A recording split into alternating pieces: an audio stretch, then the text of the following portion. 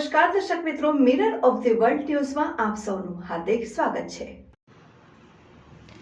વડોદરા શહેરમાં ગેરકાયદે વસવાટ કરતા બાંગ્લાદેશીઓને શોધી કાઢવા બાબતે વડોદરા શહેર પોલીસની કામગીરી।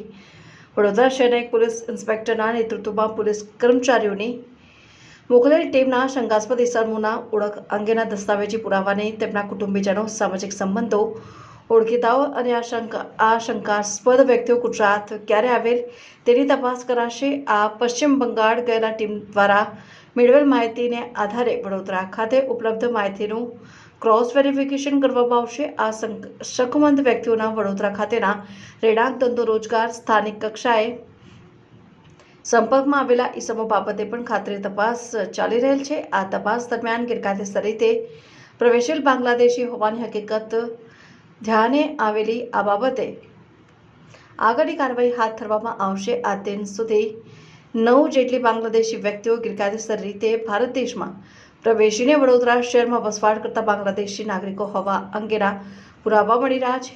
ઉપરાંત ગવર્મેન્ટ રેલવે પોલીસ દ્વારા ગુજરાતથી પશ્ચિમ બંગાળ તરફ મુસાફરી કરી રહેલ એમાં વ્યક્તિઓ, જેમાં પુરુષ 2, મહિલા 1 અને બાળક 2 ને શોધી કાઢવામાં આવેલ હોય। આ 5 વ્યક્તિઓ મૂળ બાંગ્લાદેશી નાગરિકો હોવાની પુષ્ટિ મળેલ છે।